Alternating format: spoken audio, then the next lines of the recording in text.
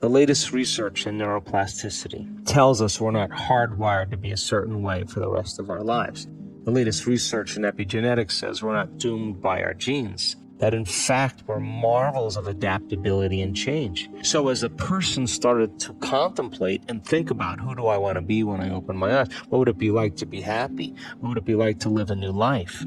The frontal lobe is looking out into the landscape of the entire brain because it has connections to the entire neocortex, and it's got to resolve the problem. So it starts calling up different networks of neurons that are relevant to the question based on the knowledge the person learns or the experiences that they had in it. Begins to seamlessly piece together this new understanding, and that's called intention. And so if you're reading a book about how to become more happy, or if you're reading a book on how to be a leader in your life, or you're studying the process, every time you learn something new, you add new connections to your brain. So now you have the raw materials for you to imagine even more.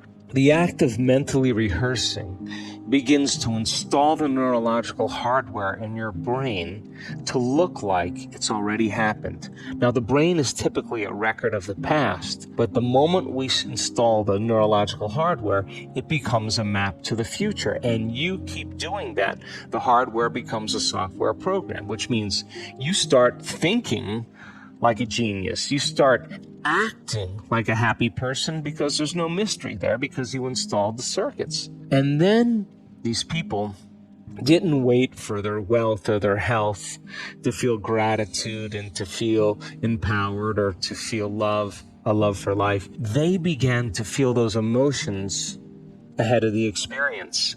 And their body, as the unconscious mind, doesn't know the difference between the experience in their life that creates the emotion and their emotion that they're creating by thought alone. The body's believing it's living in the future, in the present moment. And the stronger the emotion that they felt, the more they're going to pay attention to the thoughts they're thinking. And now all of a sudden, they're changing their biology from living in the past present reality to living in the future present reality. And I was so intrigued by this process that I went back to school to study neuroscience, because it was the answer. In the internal process of rehearsing and imagining, they had long moments where they lost track of time and space, where when they opened their eyes, they thought it was maybe 15, 20 minutes later, and it was an hour and 15 minutes later. When we get into the present moment, there's a moment where you lose track of yourself.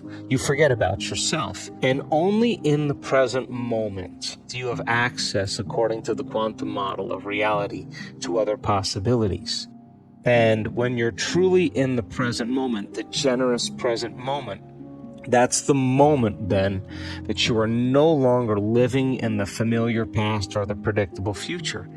And in order for us to change, I realized that we have to get beyond our environment. And what's our environment made of?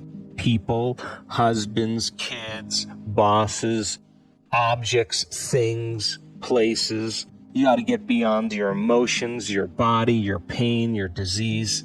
And you got to get beyond this concept of linear time. So when we get beyond our body, our environment, and time, we become pure consciousness. And now that consciousness can begin to connect to the consciousness of the field. And all of a sudden I realized that when people are nobody, no one, no thing, no where, and no time, that's the moment.